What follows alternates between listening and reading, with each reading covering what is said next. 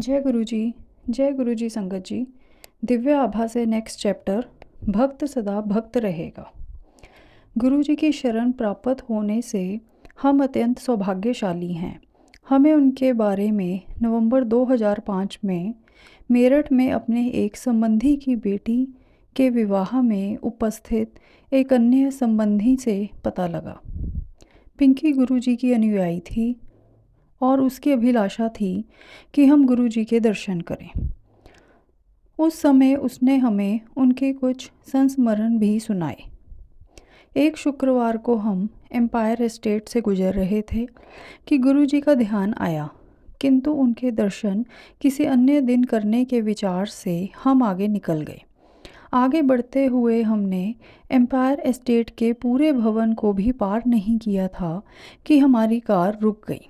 हम आश्चर्यचकित हो गए और गुरु जी के दर्शन कर उनके आशीर्वाद लेने का निश्चय कर लिया। इतना सोचते ही कार चल पड़ी।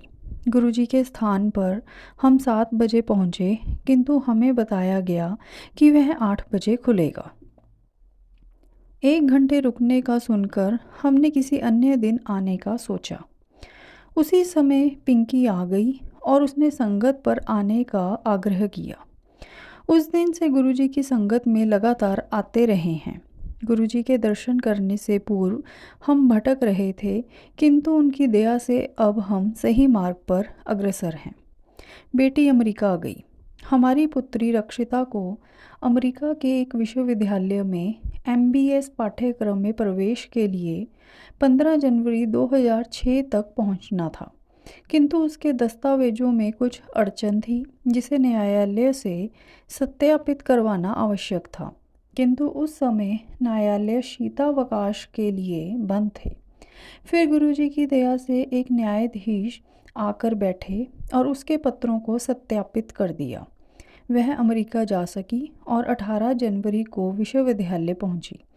गुरु कृपा से 3 दिन की देरी को अनदेखा करते हुए विश्वविद्यालय के अधिकारियों ने उसे प्रविष्ट कर लिया।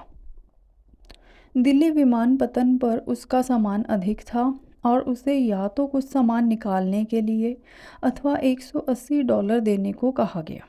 हमने सामान निकाला, किंतु अचानक रक्षिता को लगा कि गुरुजी ने पुनः सामान तोलने को कहा है। जब सामान दोबारा तोला गया तो वह अधिकतम वजन सीमा से कम निकला। 3 मास के पश्चात रक्षिता ने फ़ोन पर बताया कि विश्वविद्यालय वाले उसे अगले सत्र में जाने की आज्ञा नहीं दे रहे हैं और संभवतः उसे भारत लौटना पड़ेगा। हमने उसे गुरुजी से विनती करने के लिए कहा। कुछ ही दिनों में उसने शुभ समाचार दिया कि उसे अगले सत्र में प्रवेश मिल गया है। गुरुजी का हार्दिक धन्यवाद। पुत्र आस्तिक बना। हमारा पुत्र सुधांशु नास्तिक था। हम उसे 3 बार आग्रह करके गुरुजी के पास ले गए, परंतु हर बार वह संगत में जाए बिना वापस चला गया।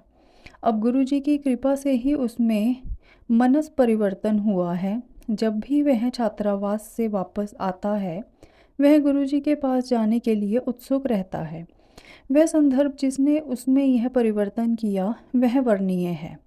वह अपने 3 मित्रों के साथ एक टैक्सी में कालका जा रहा था। वह कुछ ही दूर गए होंगे कि उनकी टैक्सी की सामने से आते हुए एक ट्रक से भीषण दुर्घटना हो गई जो लकड़ियों से लदा हुआ था। टैक्सी बुरी प्रकार से क्षतिग्रस्त हुई थी। ट्रक के सामने के पहिए टूट गए और वह पलट गया था। चमत्कार था कि उसके 5 सवार सुरक्षित रहे। उनको मामूली चोटें ही आई थीं। सुधांशु के जीवन की रक्षा के लिए गुरुजी ने 4 अन्य लोगों को और बचाया था। सर्वविद्यामान स्वामी। गुरुजी छोटी से छोटी बातों का भी ध्यान रखते हैं।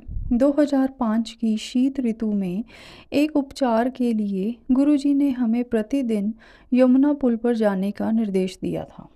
एक बार एक चढ़ाई पर हमारी कार रुक गई। हमने उसको धक्का देकर चलाने का विफल प्रयास किया। उसके बाद गुरुजी से विनती करी। अचानक 2 सिख युवक कहीं से आए और उन्होंने हमारी सहायता करी। उन्होंने कार को धक्का लगाया और उसके चलने के तुरंत बाद पता नहीं कहाँ अदृश्य हो गए। गुरुजी ने हमें स्वप्न में भी दर्शन दिए हैं। एक बार मेरे पति अनिल को प्रातःकाल सोते हुए स्वप्न आया कि गुरुजी ने उसे प्रसाद में मिठाई दी। किंतु जब उन्होंने अपना हाथ खोला तो उसमें धन था। गुरुजी सर्वज्ञाता और सर्वशक्तिमान हैं। उन्होंने हमारे परिवार और हमारे अतीत के बारे में बताया था। उदाहरणार्थ, उन्होंने अखिल भारतीय आयुर्विज्ञान संस्थान में हुई अनिल की गंभीर शल्य चिकित्सा के बारे में बताया, जिसके कारण वह आज भी जीवित हैं। गुरुजी ने अनेकों असाध्य रोगों का उपचार किया है। उन्होंने कैंसर और अन्य अनेक गंभीर रोगों की चिकित्सा करी है। वास्तव में गुरुजी का उपचार चिकित्सकों की विफलता के पश्चात आरंभ होता है। गुरुजी की शरण में आने पर स्वाभिमान को नष्ट कर देना चाहिए। उनकी संगत में आए प्रत्येक व्यक्ति को उनके दर्शन के संपूर्ण फल प्राप्त करने के लिए धैर्य के साथ स्वच्छ मन, स्वच्छ हृदय और पूर्ण आस्था अनिवार्य है। गुरुजी का मुख्य उद्देश्य मानवता के कष्टों को दूर करना है। वह बिना किसी भेदभाव के सबका भला करते हैं और सर्वविद्यमान होते हुए भूत, वर्तमान और भविष्य जानते हैं। आनंद और मोक्ष की यह विभूति विद्वानों का अंतिम लक्ष्य है। सर्वविद्यमान प्रभु की कृपा से ही हमें लौकिक और अलौकिक अर्थ की प्राप्ति होती है। उन्हीं की दया से संगत के सदस्य अपनी समस्त आशाएं पूर्ण कर सकते हैं। गुरुजी की उपस्थिति से हम अत्यंत भाग्यशाली हैं। वह हमारे कष्ट और विपदाओं को दूर करते हैं।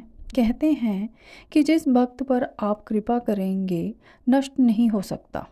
ओम नमः शिवाय। गुरुजी सदा सहाय। यह सत्संग लिखा गया है नूतन एवं अनिल बेरी, गुड़गांव से। जय गुरुजी। शुक्राना गुरुजी।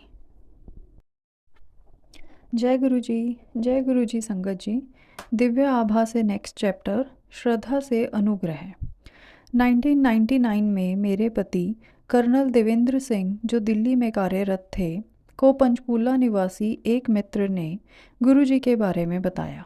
हम उनके आशीर्वाद प्राप्त करने से अपने को रोक नहीं पाए और शीघ्र ही एम्पायर एस्टेट पहुंच गए। उस समय हमें अनेक समस्याएं थीं। मेरे पति के दोनों गुर्दे प्रत्यारोपित हो चुके थे और वह अत्यंत बीमार चल रहे थे। उनके लिए सेना में कार्य करते रहना भी कठिन प्रतीत हो रहा था। हमारी पूरी जमा पूंजी दूसरे गुर्दे के प्रत्यारोपण में व्यय हो गई थी, जो एक सामान्य असैन्य चिकित्सालय में हुआ था, और उसके पश्चात मेरे पति का 2.5 लाख रुपए व्यय को रक्षा लेखा विभाग CDA द्वारा लौटा दिया गया था। पहले ही दर्शन पर गुरुजी ने हमें सहर्ष प्रेम पूर्वक स्वीकार किया। हमें प्रतीत हुआ कि हमारी समस्त समस्याएं समाप्त हो गई हैं। गुरुजी के रूप में हमें स्वयं प्रभु और उनके स्वर्ग की प्राप्ति हुई थी। गुरुजी ने अगली बार आते हुए एक ताम्र लोटा और एक चांदी का कड़ा लाने को कहा। उन्होंने उन दोनों वस्तुओं को अभिमंत्रित किया और हमारे जीवन में उनकी दया का प्रवाह होने लगा। सर्वप्रथम मेरे पति के स्वास्थ्य में सुधार आने लगा। उनके चिकित्सा परीक्षण सामान्य निकले और उन्होंने कार्यालय जाना आरंभ कर दिया। फिर रक्षा लेखा विभाग ने हमारा अटका हुआ व्यय स्वीकृत कर लिया। मुझे उस विभाग से इसकी सूचना तार से मिली। अगले दिन जब हम गुरुजी के पास गए तो उन्होंने पूछा कि क्या हमें पैसा मिल गया। मेरे पति स्टेरॉयड ले रहे थे, जिसके फलस्वरूप उनके नितंब के जोड़ में एक स्नायु अवरुद्ध हो गई। चिकित्सक ने शल्य क्रिया का सुझाव दिया। जब हम गुरुजी के पास गए तो उन्होंने इसके लिए मना कर दिया और कहा कि वह स्वतः ही ठीक हो जाएगी। उनके कथन के अनुसार थोड़े दिनों में वह पुनः खुल गई और आज तक शल्य क्रिया की आवश्यकता नहीं पड़ी है। मेरे अनुभव के अनुसार गुरुजी को कुछ भी कहने की आवश्यकता नहीं है। अपनी सभा में आए हुए प्रत्येक भक्त की आकांक्षा को वह जानते हैं। उनके साथ अच्छा या बुरा जो भी होता है उसका भी उन्हें ज्ञान है। मेरे एक पुत्र और पुत्री थे, परंतु मैं एक और पुत्र चाहती थी। उनकी संगत में बैठे हुए मैंने इसकी कामना करी। सर्वज्ञाता गुरुजी को इस बारे में पता चल गया। घर जाने से पहले जब मैं आज्ञा लेने उनके पास पहुंची तो उन्होंने कहा, ला चोली कर। वह मुझे अपना दुपट्टा अपने सामने फैलाने के लिए कह रहे थे ताकि वह अपनी कृपा मुझे दे सके। बिना जाने हुए कि वह क्या दे रहे हैं, मैंने उनकी आज्ञा का पालन किया। 6 मास के बाद मुझे अपनी गर्भावस्था का आभास हुआ। इतने दिन तक मुझे इस बारे में कुछ पता नहीं चला कि गुरुजी ने उस दिन मुझे पुत्राशीष दिया था। चिकित्सक भी अचंभित थे। गुरुजी ने हमारी सहायता फिर करी जब कुछ अवांछित तत्वों ने कुछ राजनीतिज्ञों के साथ मिलकर एक भूखंड पर हमारे आधे बने हुए मकान को हथिया लिया। उन्होंने हमें बहुत तंग किया और हम असहाय थे। जब गुरुजी को इस बारे में बताया तो वह बोले कि चिंता मत करो, वह अपने आप चले जाएंगे। उनके इस आशीर्वाद के साथ ही स्थिति में परिवर्तन होने लगा। शीघ्र ही घर की चाबियां हमें दे दी गईं। गुरुजी ईश्वर हैं, वह ही हमारे सुख और आनंद के स्रोत हैं। हम उन्हें हृदय से प्रेम और धन्यवाद करते हैं। गुरुजी के पास जो भी श्रद्धा भाव से आएगा, उनके अनुग्रह का पात्र बनेगा। यह सत्संग लिखा गया है श्रीमती परमिंदर कौर द्वारा। जय गुरुजी, शुक्राना गुरुजी। जय गुरुजी, जय गुरुजी संगत जी। दिव्य आभा से नेक्स्ट चैप्टर, प्रति पग रक्षा। तेरे कवन कवन गुण कहे कहे गवां, तू साहिब गुनी निधाना। मेरे माता पिता ने जून या जुलाई 2001 से गुरुजी के पास आना आरंभ किया था और उसके पश्चात जीवन में परिवर्तन होने लगा। मैं जर्मनी में रहकर प्रसन्न नहीं था। गुरुजी की दया से शीघ्र ही मुझे 7 मास के लिए वापस भारत स्थानांतरित कर दिया गया। उस समय मेरी बहन के वैवाहिक जीवन में बहुत उथल पुथल हो रही थी। हमने उसकी जन्मपत्री अनेक ज्योतिषियों को दिखाई थी और सबने उसके वैवाहिक जीवन में सुख का अभाव बताया था, किंतु गुरु कृपा से सब समस्याएं हल हो गईं। 2000 से मैं भी अत्यंत कठिन परिस्थितियों से गुजरा हूँ, किंतु उनकी दया से मैं उनका सामना भी कर पाया हूँ। एक बार यूरोप में मेरा बैग, जिसमें मेरा पारपत्र, क्रेडिट कार्ड और चाबियाँ थीं, खो गया। मैंने गुरुजी का ध्यान किया और थोड़ी ही देर में विमान कर्मचारियों ने बताया कि वह मिल गया है। उसमें से कुछ भी निकला नहीं गया था, सब सामान सुरक्षित था। 2006 में मैं पाकिस्तान जाकर वहाँ के सब गुरुद्वारों के दर्शन करना चाहता था, परंतु मुझे वीज़ा नहीं मिल रहा था। अचानक ही अंतिम समय पर जब मैंने सब आशाएं छोड़ दी थीं, वीज़ा मिल गया। इससे मैं रावलपिंडी ज़िले में स्थित गुरुद्वारा पंजा साहिब भी जा सका, यद्यपि मेरा वीज़ा केवल लाहौर ज़िले के लिए था। पिछले 2 वर्ष सिंगापुर में रहते हुए अनेक कार्य संबंधित समस्याएं उठी हैं।